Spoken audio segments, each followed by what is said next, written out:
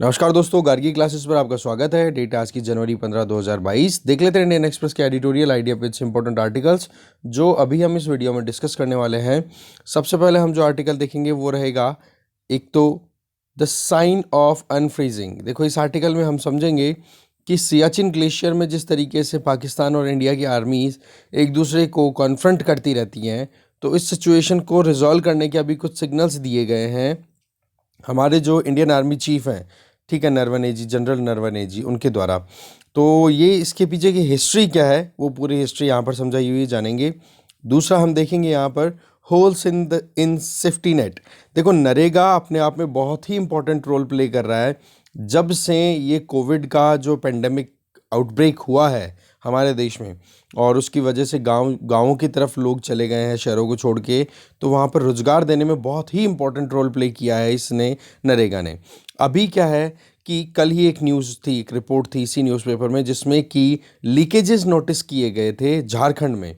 तो उस point of view से ये जो सोशल वेलफेयर के लिए जो स्कीम चलाई हुई है, इस स्कीम में बोला लूप होल्स अगर होंगे, कमियां अगर होंगी, तो फिर बाद में जो बेनिफिशियरीज़ हैं, जो टारगेटेड बेनिफिशियरीज़ हैं, वो एक्सक्लूड हो जाते हैं और इसका नुकसान फिर बाद में हमें लॉन्ग टर्म में उठाना पड़ता है। तो बोला कहीं ना कहीं ये लूप होल्स को हमें करेक्ट करना होगा, जानेंगे इस मुद्दे को। फिर इसके बाद में ये वाला आर्टिकल है, इस आर्टिकल में हम समझेंगे कि जो वुमेन का इंडक्शन करने की बात फाइनल हो चुकी है कि अब से जो कॉम्बैट रोल होता है, जिसमें फाइट का जो रोल होता है, उसमें भी अब वुमेन जो है वो डिफेंस सेक्टर में पार्टिसिपेट कर पाएंगी। ठीक है, तो उस पॉइंट ऑफ व्यू से इस आर्टिकल को एक बार देखेंगे। फिर इसके आगे एक आर्टिकल आइडिया पेज से यहाँ से देखेंगे द इंडो पैसिफिक अपॉर्चुनिटी, कि कैसे इंडिया को अभी सिचुएशन क्या बन रही है इंडो पैसिफिक रीजन में, और दूसरा इंडिया को कैसे आगे बढ़ने की ज़रूरत है। तो 4 आर्टिकल्स है, चारों को देखेंगे। बाकी बचे रहे ये 2 आर्टिकल्स, दोनों में एक तो एमएसपी से रिलेटेड है। देखो, इस आर्टिकल में एमएसपी और ये एग्रीकल्चर से रिलेटेड हम बहुत बार मुद्दे डिस्कस कर चुके हैं। तो इस आर्टिकल को आप खुद भी रीड करोगे ना तो समझ में आ जाएगा, चीज़ें रिपीट हो रही हैं, कुछ भी नया नहीं है। दूसरा इधर देखेंगे स्प्रेडिंग द वर्ड्स। इस आर्टिकल को आप खुद से देखोगे कि तो केवल 2 चीज़ें इसमें हैं, इनोवेशन, नरेटिव, बोला टीचिंग में, कि इन 2 चीज़ों पर बहुत ज़्यादा ध्यान दिया जा रहा है। तो इस चीज़ को आप थोड़ा सा, ये दोनों आर्टिकल्स आप खुद से पढ़ोगे। ठीक है, तो बचे हुए आर्टिकल्स हैं वो देखते हैं हम डिटेल में। आज हो सकता है वर्ड साइज़ में आपको प्रॉब्लम आ रही हो, फ़ॉन्ट साइज़ इतना क्लियर नहीं दिख रहा हो, क्योंकि ई पेपर तो आया नहीं है, पीडीएफ अभी तक भी नहीं आई है, मैं वेट ही कर रहा हूँ। पर फिर ज़्यादा लेट नहीं कर सकते थे, इसलिए मैं सीधा एप्लीकेशन से रिकॉर्ड कर रहा हूँ, इसलिए इसमें जूम मैक्सिमम इतना ही हो सकता है जितना कर दिया। ठीक है, तो फर्स्ट आर्टिकल है the Indo Pacific opportunity. Article को लिखा है राजीव भाटिया जी ने। देखो, इनका ये कहना है कि कल कल जो था वो फॉरेन कंट्रीज़ के लिए बात होती थी, आज है वो हमारे लिए है। ये एक स्टेटमेंट है। 1998 में साउथ अफ्रीका के प्रेसिडेंट हुआ करते थे तोम्बो मबेकी, उनके द्वारा ये स्टेटमेंट दिया था कि yesterday is a foreign country, जो कि विदेशी है, कुछ निकल चुका है, और टुमारो, आने वाला जो दिन है वो हमारा है। ठीक है, तो ये कोटेशन आप लिख सकते हो जब भी कोई इंटरनेशनल अफेयर के बारे में लिखो, या फिर कहीं पर भी आप कोई कहते हैं ना एंथुजियाज्म की बात लिखो। तो 1998 में बात है। तो देखो, बात ऐसी है 2020-2021 में जिस तरीके से अभी ग्लोबल ट्रांसफॉर्मेशन देखने को मिला है जब से यह पेंडेमिक आउटब्रेक हुआ, और दूसरी तरफ जियोपॉलिटिकली भी चेंजेस देखने को मिले हैं, और इसमें सबसे इंपॉर्टेंट जो जियोपॉलिटिकल एरिया जो राइज हुआ है that is Indo Pacific region. ठीक है, अब पिछले 5 सालों की अगर बात करें ना, 2017 से 2022, डोनाल्ड ट्रंप का आना, 2016 के दिसंबर में इलेक्शंस हो गए थे और 2017 जनवरी में वो प्रेसिडेंट बन गए थे, और उसके बाद से लेकर अब तक जो इंटर स्टेट टेंशन चल रही है इंडो पैसिफिक रीजन में, वो किसी से भी छुपी हुई नहीं है। आज अगर देखें तो वर्ल्ड इकोनॉमी और पीस की अगर बात करें तो यहाँ पर ओवरऑल 9 ऐसे कंट्रीज़ हैं जो कि कहीं ना कहीं की प्लेयर्स के तौर पे अपना रोल प्ले कर रहे हैं वर्ल्ड इकोनॉमी में भी और पीस में भी, और 9 कंट्रीज़ के नाम सीधे हैं US, China, Japan, India, Germany, UK, Russia, Australia, France. अब देखो, जियो पॉलिटिक्स की बात करो या जियो इकोनॉमिक्स, मतलब अलग अलग ज्योग्राफीज़ में बैठ करके एक दूसरे के साथ में राजनीति खेलने की बात करो, या फिर अलग अलग ज्योग्राफीज़ में लोकेट होने के बाद में एक दूसरे के साथ में ट्रेड करो, इकोनॉमिकली एक दूसरे के साथ एंगेज करो, ग्लोबल इकोनॉमिक्स में पार्टिसिपेट करो। तो दोनों में देखें तो इंडो पैसिफिक रीजन बहुत ही इंपॉर्टेंट अब एरिया इमर्ज होकर के आया है, और इसमें सबसे ज़्यादा जो इंपॉर्टेंट इक्वेशन है वो है यूएस चाइना इक्वेशन। देखो, जब डोनाल्ड ट्रंप का टाइम ख़त्म हुआ, ठीक है। और पिछले साल की बात है, जनवरी में जब जो बाइडेन वहाँ के प्रेसिडेंट बनते हैं, तो उन्होंने अपनी तरफ से जो डेमोन्स्ट्रेशन किया है ना, कि हम वाकई में एक जो कंटिन्यूटी रखेगी, हम मतलब जो डोनाल्ड ट्रंप का जो एक बिहेवियर था ना इंटरनेशनल रिलेशन को लेकर के, उसी को जो बाइडेन भी कंटिन्यू कर रहे हैं। तो इस चीज़ में कहीं ना कहीं फर्मनेस, रेजिलियंस और सिविल डिस्कोर्स, ये तीन इंपॉर्टेंट थीम रही है जो बाइडेन की अभी तक की। फर्मनेस मतलब हम जिन चीज़ों पर हैं उन चीज़ों को हम बिल्कुल जल्दी से चेंज नहीं करेंगे। रेजिलियंस कि कहीं पर भी अगर हमारे अगेंस्ट में कोई एक्टिविटी होती है तो हम अपने आप को इतना स्ट्रांग एनफ बनाएंगे कि टूटने की कोई नौबत ना आए। और तीसरी सिविल डिस्कोर्स कि भाई हम लोगों को कॉन्फिडेंस में ज़रूर लेंगे। ठीक है, तो ये कुछ बोला तीन थीम्स के ऊपर जो बाइडेन अपना काम कर रहे हैं। अब देखो इसके अलावा चाइना की बात करें तो चाइना अपनी तरफ से देखो साउथ ईस्ट चाइना पॉलिसी पे काम कर रहा है, साउथ की तरफ भी और ईस्ट की तरफ भी, और अपना एक एग्रेसिव बिहेवियर लगातार दिखा रहा है, जिसका एक एग्जांपल तो क्या है, शिनजियान प्रोविंस में जो वीगर मुस्लिम्स हैं उन पे एट्रोसिटीज़। दूसरा, हांगकांग के सिटीजन्स को कहीं ना कहीं डेमोक्रेसी से निकाल करके अब ऑटोक्रेसी के अंडर में, अपने जो कम्युनिस्ट रिजीम है उसके अंडर में लेकर के आना। और इसके अलावा आप देख सकते हो इंडो पैसिफिक रीजन में जो एग्रेशन दिखा रहा है, और लद्दाख वाला रीजन, इसके अलावा ताइवान के साथ में जो टेंशन चल रही है वो। और तो ये सिचुएशन क्या है कि ये सारी चीज़ें यूएस चाइना रिलेशंस के ऊपर बहुत इम्पैक्ट डाल रही हैं। तो देखो बात ऐसी है कि अगर अभी फिलहाल देखा जाए तो चाइना के इस एग्रेशन को देखते हुए जैसे जो बाइडेन एडमिनिस्ट्रेशन स्टार्ट होता है ना, तो वहाँ पर उनकी जो वाइस प्रेसिडेंट है कमला हैरिस, वो भी अलग अलग कंट्रीज़ की विजिट पे निकल जाती हैं। तो ऐसे में अलग अलग कंट्रीज़ के साथ एंगेज करना और काम क्या कि कैसे भी करके चाइना का जो ये अग्रेसिव बिहेवियर है इसको रोकना, नहीं तो क्या होगा, आसपास के एरियाज़ को कैप्चर कर लेगा, और यूएस है उसकी जो एक होती है ना कि खुद की जो पकड़ है या खुद की जो एक इमेज है उस पर कहीं ना कहीं डेंट हो सकता है, क्योंकि चाइना सीधा चैलेंज कर रहा है अभी। तो चाइना के प्रेसिडेंट शी जिनपिंग अपनी तरफ से तो देखो एक तरीके से पूरी पावर्स को सेंट्रलाइज कर चुके हैं, अपने हाथों में ले चुके हैं। तो एक तरफ ताइवान की बात कर लो या दूसरी तरफ लद्दाख की बात कर लो, हर तरफ चाइना अपनी अग्रेशन को कंटिन्यू कर रहा है। अब देखो ये जो लद्दाख वाला स्टैंड ऑफ है, इस स्टैंड ऑफ को ध्यान में रखें, और दूसरी तरफ अभी की जो इंटरनेशनल परिस्थितियां देखें तो कुछ नई ग्रुपिंग सिमर्ज होके आई हैं, जिसमें कि चाइना एक सेंट्रल थीम है, कैसे भी करके चाइना को रोकना, जिसमें एक तो क्वाड है, क्वाड में यूएस, इंडिया, जापान, ऑस्ट्रेलिया है ही। इसके अलावा मिलिट्रिस्टिक जो ग्रुपिंग हुई है AUK US, इस पे देखो मेंस में क्वेश्चन भी था GS पेपर 2 2021 में, देखना आप, PDF मैंने शेयर कर रखी है टेलीग्राम चैनल पे, लिंक डिस्क्रिप्शन बॉक्स में शेयर है। ठीक है, तो AUK US और इधर कॉड, ये दोनों क्या है, चाइना को कंटेन करने के लिए ही है, क्योंकि चाइना लगातार अपनी जो पकड़ है वो बढ़ाता चला जा रहा है। अब देखो 2022 का टाइम ऐसा है जिसमें चाइना अपनी जो इन्फ्लुएंसिंग रीजन है या अपना जो प्रभाव है उसको और ज़्यादा बढ़ाने की कोशिश करेगा। इसके अलावा देखा जाए तो जापान भी देखो देखो सीधी सी बात है, ईस्ट एशिया की बात करें तो केवल ईस्ट चाइना सी और चाइना दोनों के बस इतना सा ही तो गैप है, बाकी जापान की तरफ भी कहीं ना कहीं चाइना अपनी अग्रेशन दिखा रहा है। ठीक है, तो अभी जापान के प्राइम मिनिस्टर है किशिदो फुमियो, तो इनका ये कहना है, इन्होंने अपनी तरफ से सीधा ये कह दिया, एक तो aggressive national security strategy Japan ने अपनी तैयार की है। दूसरा, इनका कॉन्स्टिट्यूशन जो है जापान का, उसमें आर्टिकल 9 है जो कि सेकेंड वर्ल्ड वॉर के बाद में ऐड हुआ था, यूं मानो, कारण कि वहाँ पर सेकेंड वर्ल्ड वॉर के बाद में हिरोशिमा नागासाकी में जो जिस तरीके की त्रासदी की थी यूएसए ने न्यूक्लियर बॉम्ब डाल करके, उसके बाद में उन्होंने पीस की तरफ जाने की शुरुआत कर दी थी। तो आर्टिकल 9 जिसमें कि लिमिटेड डिफेंस फोर्सेस को यूज़ करने की जापान ने मेंशन कर रखी है, उसको भी अमेंड करने की तैयारियां हो चुकी हैं। ठीक है, इसके अलावा जापान कोऑपरेट कर रहा है यूएस के साथ में भी और इंडिया ऑस्ट्रेलिया के साथ में भी। तो इसका मतलब क्या हो गया कि भाई क्वाड मेंबर्स के साथ में ये चारों कंट्रीज जो हैं क्वाड के मेंबर्स, इनके बीच में एक दूसरे के मतलब बायलैटरल और ये मल्टीलैटरली बहुत अच्छे से एंगेज कर रहे हैं। और यहाँ पर जापान जो है वो एक सेंट्रल थीम है। वैसे तो इंडिया भी अपनी तरफ से पीछे नहीं है, क्योंकि इंडिया और जापान ये दो ऐसे कंट्रीज हैं जो कि यूएस और ऑस्ट्रेलिया कंपैरिजन में ज़्यादा क्लोजनेस रखते हैं ज्योग्राफिकली, अगर हम देखें चाइना के साथ में। तो ऐसे में राइटर ये बोल रहे हैं कि जो ये रीजनल ग्रुपिंग की हम बात करें तो दो रीजनल ग्रुपिंग और आ जाती है, एक तो यूरोपियन यूनियन की बात कर लो, एक आसियान की बात कर लो। अब देखो बात ऐसी है कि अभी फिलहाल क्वाड और चाइना के बीच में जो इंटरेक्शन चल रहा है, क्योंकि चाइना को कंटेन करने के लिए क्वाड स्टैब्लिश हुआ, तो इस केस में चाइना और क्वाड के बीच में जो इक्वेशन क्रिएट हो रही है, इसमें यूरोपियन यूनियन भी अपनी इंडो पैसिफिक स्ट्रेटजी अनाउंस कर चुका है पिछले साल ही सितंबर में, जिसमें इकोनॉमिक सिक्योरिटी प्रोफाइल में अपनी एंगेजमेंट राइज करेगा।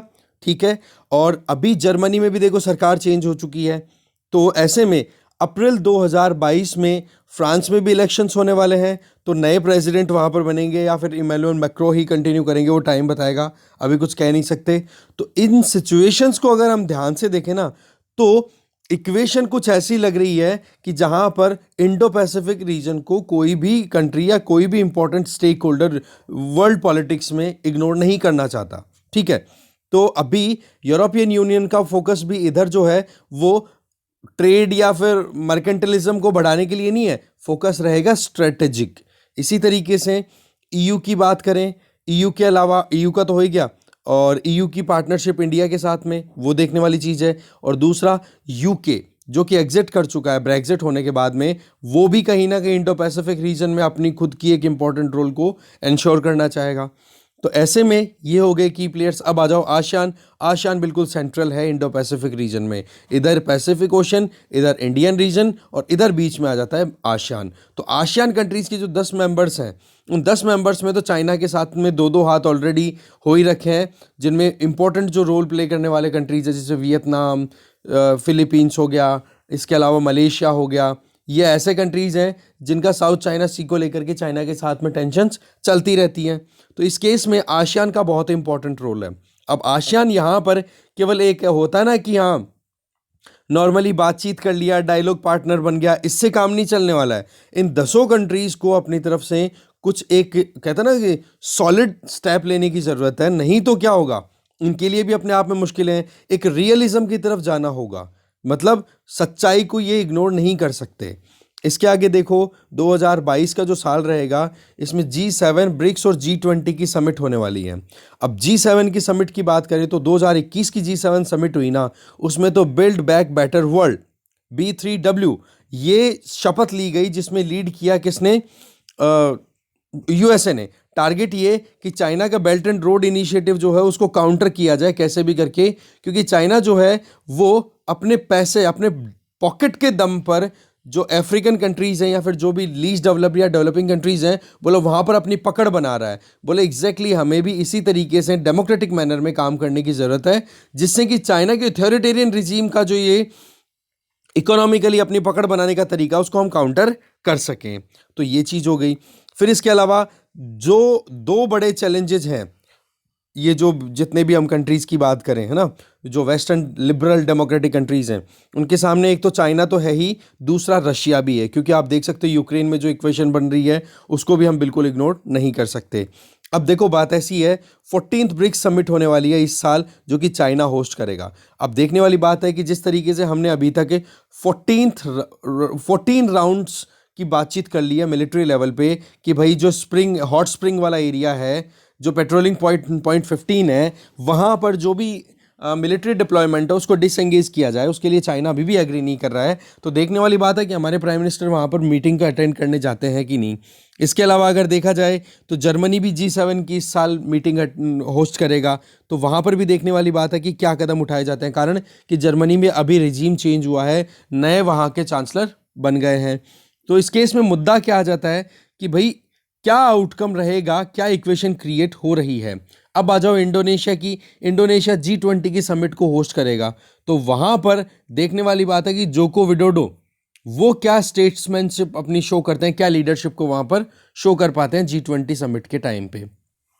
तो ऐसे में इंडिया को इंडो पैसिफिक रीजन में क्या करना चाहिए, तो देखो 3 ऑब्लिगेशंस हैं, उन पर ध्यान देना होगा इंडिया को। नंबर 1, क्वाड को स्ट्रेंथन करना होगा, क्योंकि ये ग्रुपिंग जितनी ज़्यादा स्ट्रांग होगी उतना ही इंडिया अपने आप में एक कहते हैं ना अपनी रेलेवेंस बनाए रख पाएगा। तो इसके लिए जो अपनी कमिटमेंट है कि हमने कहा कि 1 बिलियन वैक्सीन डोज जो है इंडो पैसिफिक नेशंस को हम डिलीवर करेंगे दिसंबर 2022 तक, तो वो हमें एज इट इज़ करने की ज़रूरत है। दूसरा, हमें रशिया के साथ में हमारे रिलेशनशिप को रिवाइव करने की ज़रूरत है, ठीक है ना, और बीजिंग के साथ में भी डायलॉग्स हमें रोकने नहीं चाहिए। तो पहला तो ये। इन चीज़ों को हम इग्नोर नहीं कर सकते। दूसरा पॉइंट राइटर ये बोलना चाह रहे हैं कि हमें साउथ ईस्ट एशियन पार्टनर्स की अगर बात करें, particularly Indonesia, Vietnam, Philippines and Thailand, इन चारों कंट्रीज़ के साथ हमारी एंगेजमेंट बढ़े और साथ में जो बचे हुए 6 और कंट्रीज आसियान के, उनके साथ में भी हमारे रिलेशन सोच समझ करके बढ़ने चाहिए। फिर थर्ड अगर बात करें तो अफ्रीकन रीजन की बात कर लो, अफ्रीका में ईस्टर्न एरिया की बात कर लो या साउथ सदर्न प्लैंक्स की बात कर लो, जो कि इंडियन ओशन आइलैंड कंट्रीज आ गए छोटे, मेडागास्कर, मॉरिशस, सेसिल्स, या फिर ये बात कर लो आप कोमोरोस की बात कर लो, ठीक है, हॉर्न ऑफ अफ्रीका के जो कंट्रीज है जहाँ पर लगातार चाइना अपनी पकड़ बना रहा है, तो बोले इन कंट्रीज़ को हम बिल्कुल भी इग्नोर नहीं कर सकते, इन पर भी हमें इकोनॉमिकली और ट्रेड पॉइंट ऑफ व्यू से हमें हमारी एंगेजमेंट वाइड करनी चाहिए, जिससे कि हम लॉन्ग टर्म फ़ायदा उठा सके इस चीज़ का। तो इंडिया ने देखो अभी तक तो देखा जाए ना, तो इस पेंडेमिक की सिचुएशन में बहुत ज़्यादा ह्यूमैनिटेरियन असिस्टेंस प्रोवाइड करने में बिल्कुल भी कमी नहीं छोड़ी है और इसी चीज़ को हमें कंटिन्यू करना होगा। तो हमें इकोनॉमिकली और स्ट्रेटेजिकली हमारी अपॉर्चुनिटीज़ को अंडरस्टैंड करना है और उनको फिर बाद में ग्रैब करना है, और यही चीज़ हमारा टारगेट होना चाहिए 2022 में, ठीक है ना। तो ये फॉर्मर एम्बेसडर है, ठीक है ना। चलते हैं आगे। नेक्स्ट आर्टिकल है साइन ऑफ अनफ्रीजिंग। देखो आर्टिकल को लिखा गया है श्याम सरन जी के द्वारा, ये भी हमारे एम्बेसडर रह चुके हैं पहले। तो इनका ये कहना है कि अभी प्रेस कॉन्फ्रेंस हुई थी जनवरी 12 को, जब Indian army chief general Naravane ji ने अपनी तरफ से स्टेटमेंट कुछ ऐसे दिए कि सियाचिन वाला जो एरिया है उसको हम डीमिलिटराइजेशन की तरफ आगे बढ़ सकते हैं, चाइना पाकिस्तान के साथ इस पर बातचीत हो रही है। तो ऐसे में लगभग 110 किलोमीटर का ये एक ऐसी मतलब आप कह सकते हो बाउंड्री है जिसको हम बोलते हैं long actual ground position line, जिसका डिमार्केशन कहीं ना कहीं कंफ्यूजिंग है। कारण कि एक तरफ तो जो पाकिस्तान है वो वहाँ पर अपनी पकड़ बनाना चाहता है और दूसरी तरफ इंडिया है वो अपनी क्लेम वहाँ पर साबित कर रहा है कि भाई हमारा है। तो इस तरीके से सियाचिन वाला एरिया ना, इसीलिए यहाँ पर परमानेंट डिप्लॉयमेंट रहना ज़रूरी होता है कि कब पाकिस्तान आकर के और वहाँ पर उस ज़मीन को ग्रैब कर ले। तो ऐसे में देखो अभी फ़िलहाल की परिस्थिति तो ये है कि वर्ल्ड में जो हाईएस्ट बैटलफील्ड अगर कोई है तो ये सियाचिन ग्लेशियर वाला रीजन है।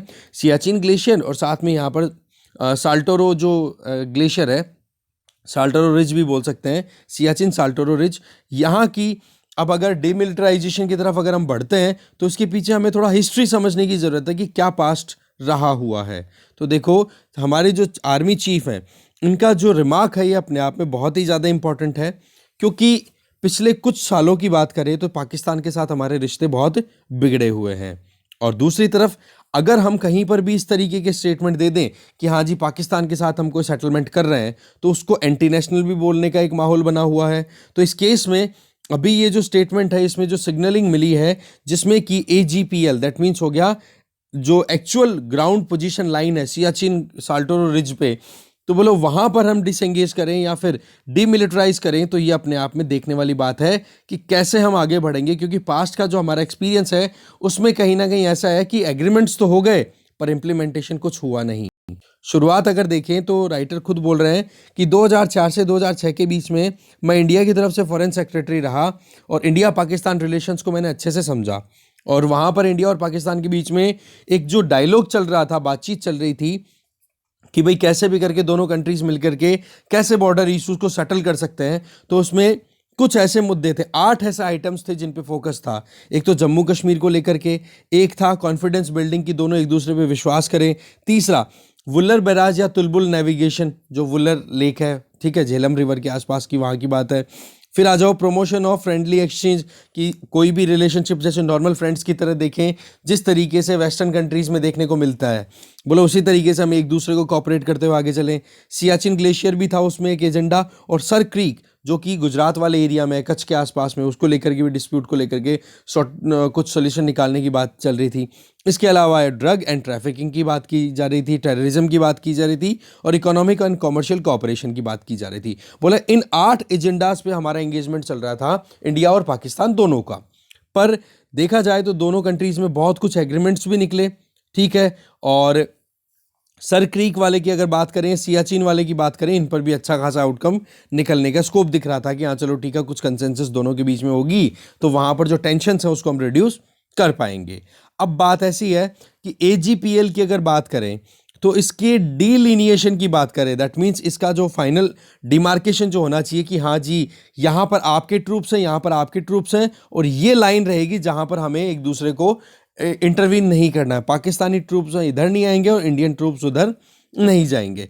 पर ये मैटर जो है वो रिजॉल्व तो होने की बात होनी थी, इसके लिए बातचीत भी अच्छे से हो गई थी 1992 में ही। ये तो 2006 4-6 की बात बताइए कि 8 एजेंडाज पे बात हो रही थी। इन 8 एजेंडाज में से 2 एजेंडा सर क्रीक और सियाचिन, बोले इसके लिए हमारे पास में ऑलरेडी नेगोशिएशंस किया हुआ पड़ा था जो कि 1992 में स्टार्ट हो गया था, और ऑलरेडी एक कहता ना कि हाँ एग्रीमेंट था कि हाँ बिल्कुल इसी को हम कंटिन्यू करेंगे। बोल 1992 का जो हुआ, PV नरसिम्हा राव सरकार थी उस टाइम पे, फिर उसको एक बार होल्ड पे रख दिया, एग्रीमेंट हो गया, इम्प्लीमेंटेशन पे आया नहीं। फिर 2006 में फिर से बातचीत हुई, फिर से ये इम्प्लीमेंटेशन में नहीं आया कुछ पॉलिटिकल रीजंस को लेकर के। अब आ जाओ आगे कि देखो ये मुद्दा हाईलाइट होना कब होता है। देखो जब से ये आप देख सकते हो कि इंडिया और पाकिस्तान के बीच में सीज फायर एग्रीमेंट हुआ है 1949 का, क्योंकि 1947 में दोनों कंट्रीज इंडिपेंडेंट होते हैं, सेपरेशन होता है, पार्टीशन हो गया, और उसके बाद में जम्मू कश्मीर में जब से उसी टाइम पे पाकिस्तान ने एग्रेशन दिखानी शुरू कर दी थी, वो जो कबीलियाई लोग थे उनको वहाँ पर भेज करके और ज़मीन कैप्चर करने की कोशिश की। अभी तो आज पाकिस्तान ऑक्यूपाइड कश्मीर और गिलगित बाल्टिस्तान वाला एरिया पाकिस्तान के पास ही है। तो ऐसे में 1949 में ये 1947 में लड़ना शुरू कर दिया, और 1949 में फिर ये सीज फायर एग्रीमेंट होता है। और उसी सीज फायर एग्रीमेंट के टाइम पर एक पॉइंट जिसका नाम है NJ9842, ठीक है, उसको मैप पे लोकेट कर दिया, ठीक है, कि हाँ जी इस पॉइंट से इधर तो पाकिस्तानी नहीं आएंगे, मतलब इस तरफ तो इंडिया की तरफ, और उधर इंडियंस नहीं जाएंगे। अब इसमें बात ऐसी है कि इस पर्टिकुलर पॉइंट से लेकर के, और ये जो सियाचिन और साल्टोरो रिज वाली हम बात करें ग्लेशियर्स की, बोला इस ग्लेशियर के नॉर्थ की तरफ एरिया को अनडिमार्केटेड ही छोड़ दिया। मतलब ये कि सीज फायर एग्रीमेंट तो हो गया 1949 में, पर जो एक बाउंड्री लाइन या फिर एक जो होता है ना कि फाइनल, कि इधर से इधर ये फाइनल हमारा लिमिटेशन की बॉर्डर रहेगी कि पाकिस्तानी ट्रूप इधर इंडिया की तरफ नहीं आएंगे, इंडिया वाले उधर नहीं जाएंगे, वो डिमार्केशन प्रॉपर नहीं किया इस सियाचिन वाले एरिया में। बोले यही सबसे बड़ी गड़बड़ हो गई थी। और इसके पीछे कारण क्या था? इसके पीछे कारण ये था कि एक तरफ तो हम चाइना के साथ में टेंशन चल रही थी, कारण कि आप जानते हो कि चाइना भी अपनी एग्रेशन कम नहीं कर रहा था बिल्कुल भी, और दूसरी तरफ अगर देखें तो इधर भी, और उस टाइम पे हम कहीं ना कहीं हिंदी चीनी भाई भाई समथिंग करके वो सेगमेंट चल रहा था, उस टाइम के अलग ही एक सिनेरियो था। और दूसरी तरफ पाकिस्तान के साथ हम नए नए आज़ाद हुए थे तो ज़्यादा टेंशन्स रखनी नहीं थी, तो वो कॉन्फिडेंस वाली चीज़ थी, तो उसको एज इट इज़ छोड़ दिया गया।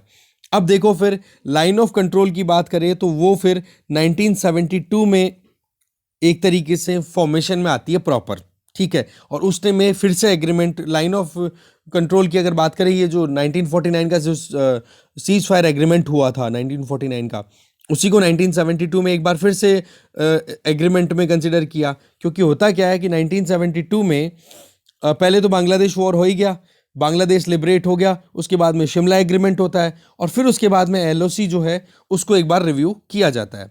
तो बोले इस तरीके से मौके बहुत बार आए, पर वहाँ पर भी फिर से चूक कर दी कि ये जो सियाचिन वाला एरिया है इसको अच्छे से डिमार्केट कर लिया जाए, और वही चीज़ अभी तक कंटिन्यू चल रही है। फिर आपको पता है 1962 में चाइना के साथ वॉर भी हो गया था, तो इस केस में हमने ज़्यादा वहाँ पर एग्रेशन दिखाने की कोशिश नहीं की, कारण कि एक तरफ जो सियाचिन की अगर बात करें तो ये सैंडविच्ड है, सियाचिन साल्टोरो ग्लेशियर है, ये सैंडविच्ड है। कैसे? वेस्ट में अगर देखें तो पाकिस्तान है, ईस्ट में देखें तो चाइना है, और बीच में यहाँ पर सियाचिन लोकेटेड है।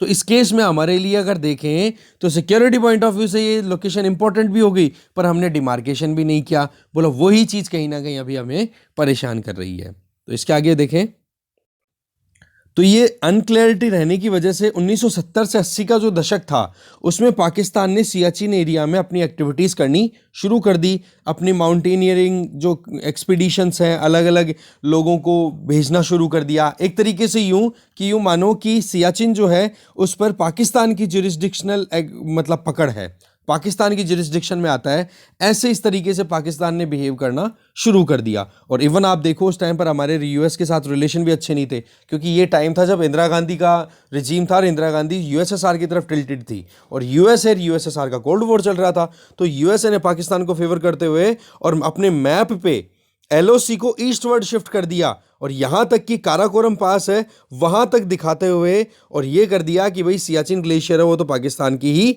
टेरिटरी है। इसमें लगभग 2300 स्क्वायर किलोमीटर एरिया जो इस ग्लेशियर के अंडर में आता है वो पाकिस्तान के कंट्रोल के अंडर दिखाना शुरू कर दिया। तो ये अपने आप में और भी ज़्यादा सिचुएशन बिगड़नी शुरू हो गई।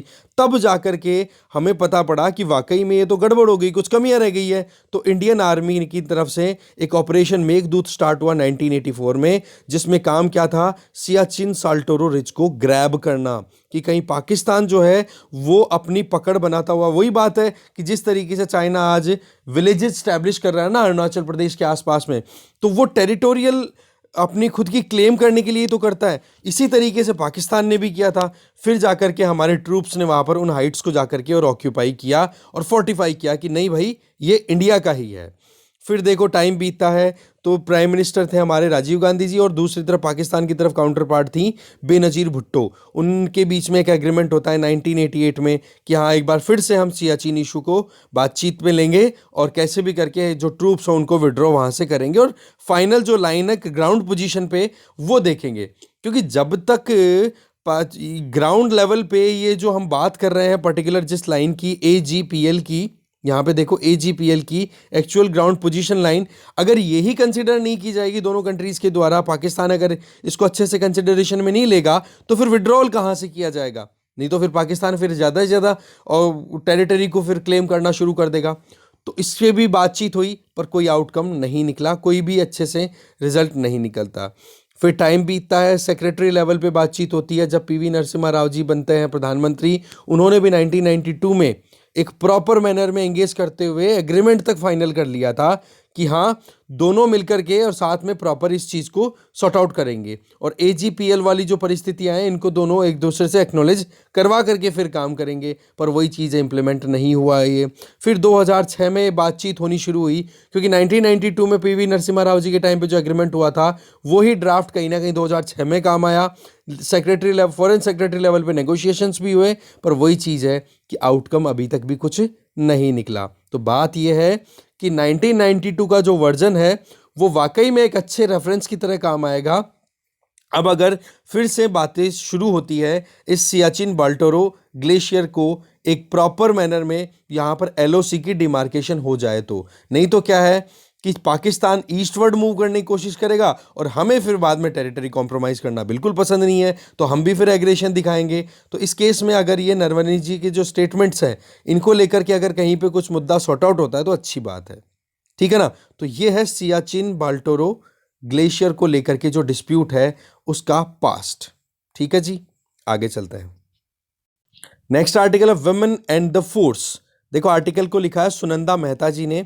देखो अभी पहले बैच की अगर बात करें तो वुमेन ऑफिसर्स जब इंडियन आर्मी में इंडक्ट हुई तो वो था शॉर्ट सर्विस कमीशन के थ्रू 1992 में, पर वो नॉन कॉम्बेटेंट फोर्सेस के तौर पे ही एंट्री हुई थी। मतलब कि वो लड़ाई लड़ने के लिए नहीं जा सकती थी, बाकी हाँ दूसरे जो काम होते हैं और भी मेडिकल के हो गए, कुकिंग के हो गए, सारे जो बोलो उनमें इनका इंडक्शन होना शुरू हो गया। आज 30 साल हो चुके हैं, तब जाकर के अब थोड़ा सा कॉम्बैट वाले जो रोल में है वुमेन को इंडक्ट करने के लिए सुप्रीम कोर्ट ने इंटरवीन किया और अब जाकर के NDA that means national defence academy और फीमेल कैंडिडेट्स के लिए ओपन हुई है और उसके और अब NDA के थ्रू हर एक एरिया में वुमेन जो है वो पार्टिसिपेट करेंगी इंडियन आर्मी में, ठीक है ना।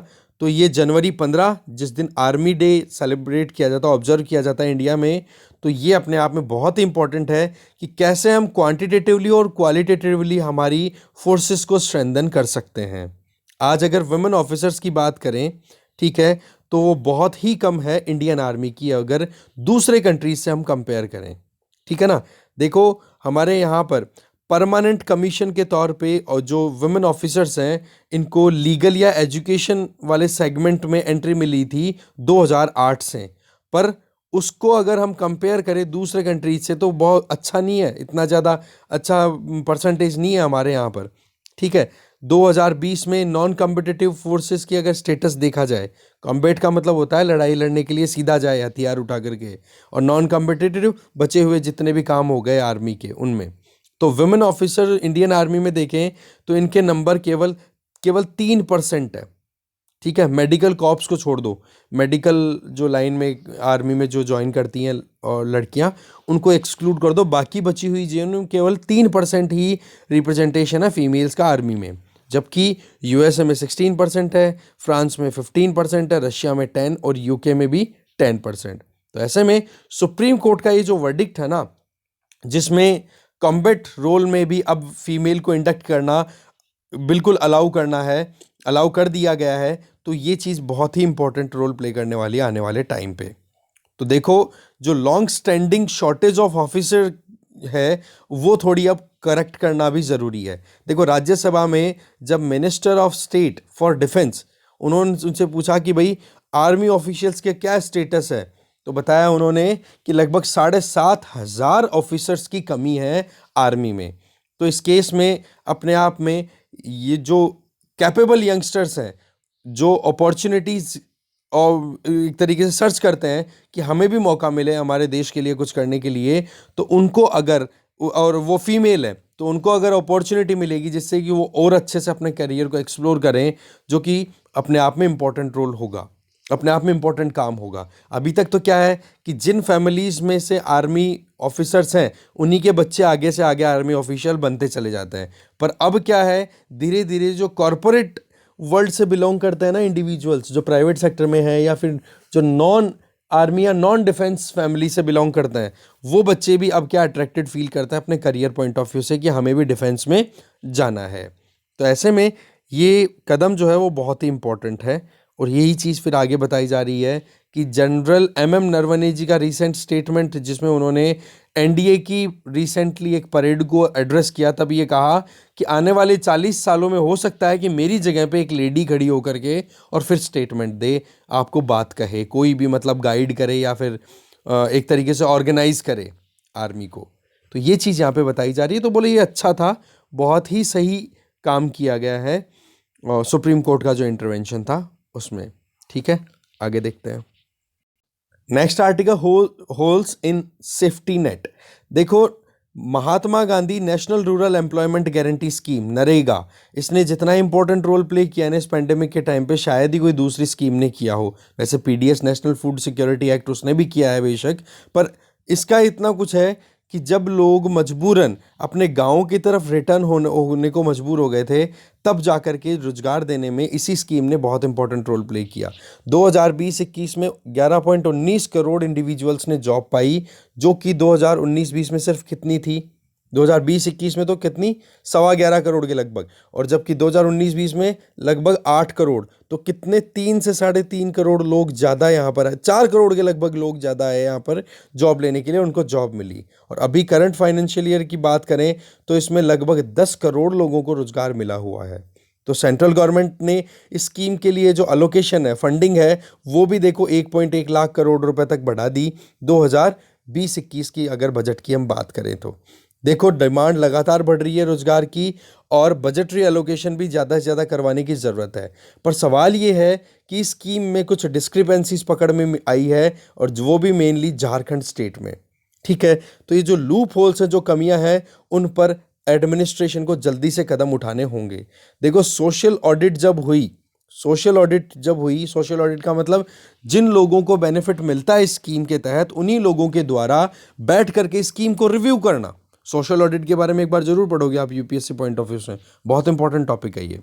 तो इसमें जब देखा कि गांव में जो डेवलपमेंटल एक्टिविटीज नरेगा के अंडर होती है, तो वहां पर इतनी इरेगुलरिटीज मिली कि जिसकी वजह से जो टारगेटेड बेनिफिशियरीज है उनको कोई फायदा ही नहीं है।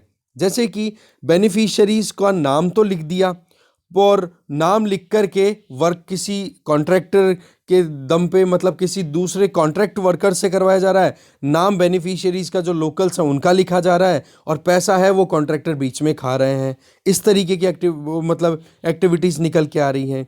ये ऑडिट इस तरीके की रिवील हो रही है। कुछ जो है इंडिविजुअल जिनका नाम तो लिखा हुआ है पर वो साइट पे मिल ही नहीं रहे हैं, काम भी करते हैं कि नहीं करते हैं। इसके अलावा लोकल वर्क सीकर है, उनकी बजाय कॉन्ट्रैक्ट लेबर्स को काम दिया जा रहा है। अब कॉन्ट्रैक्ट पे काम करवाने के लिए थोड़े ना है, ये तो रोजगार देने के लिए है। मिनिमम लाइवलीहुड अर्न करने की व्यवस्था है। राइट टू लाइवलीहुड जो जिसको हम बोल सकते हैं, उसका पार्ट है ये। इसके अलावा पेमेंट्स में डिले होना, टाइम पे अटेंडेंस नहीं होना, वर्कशीट को प्रॉपर मेंटेन नहीं करना, जो मटेरियल सप्लाई होना चाहिए वो नहीं हो रहा जबकि वेंडर को टाइम पे पेमेंट किया जा चुका है। हर तरफ घपले ही घपले दिख रहे हैं। तो बोले ये कुछ ऐसा नहीं है कि थोड़ी बहुत एक दो साइट्स पे ही इन्वेस्टिगेट किया है। बोले यहाँ पर झारखंड में जितने भी पंचायत हैं उनमें से 1/4 मतलब 25% पंचायतों में जाकर के ये सारा का सारा जब इन्वेस्टिगेशन हुआ तो ये पता पड़ा कि वाकई में घपले तो ब्रॉड बेस हैं, बहुत ज़्यादा हैं। ये एक वेलफेयर स्कीम है और इस तरीके के लीकेजेस है ना, ये देखो फिर किसका तो इंक्लूजन होना चाहिए, किसका एक्सक्लूजन होना चाहिए, उसका फिर बेनिफिट नहीं बचता है। तो ऐसे में ये जितने भी गैप्स हैं इनको करेक्ट किया जाए। जो सोशल सिक्योरिटी आर्किटेक्चर जो डेवलप होना चाहिए जिसमें कि लोगों को उनकी लाइवलीहुड अर्न करने के लिए अपॉर्चुनिटी, मिनिमम लाइवलीहुड अर्न करने के लिए जो मौके मिलने चाहिए उसमें कोई कमी ना आए। तो ये अपने आप में एक एम्प्लॉयमेंट गारंटी स्कीम है। इसका मतलब जो ज़रूरतमंद है उनको रोज़गार देने की सरकार गारंटी देती है। तो ये आज की परिस्थितियों में जो डिस्ट्रेस का माहौल है ना, उसको ख़त्म करने का बहुत इंपॉर्टेंट रोल प्ले करने वाली स्कीम है। इस स्कीम में इस तरीके से अगर प्रॉब्लम होगी तो ठीक बात नहीं है। इस तरीके की इरेगुलरिटीज़ को मिनिमाइज़ करो, तब जा कर के सही काम होगा। नहीं तो फिर बाद में वल्नरेबल जो सेक्शन हमारी सोसाइटी का, वो वल्नरेबल ही रह जाएगा, उनकी परिस्थितियाँ कोई सुधर नहीं पाएगी। ठीक है, तो आज थोड़ा सा बस ये फ़ॉन्ट साइज़ का इशू रहा, बाकी डिस्कशन हमारा यहीं ख़त्म होता है। Thank you very much.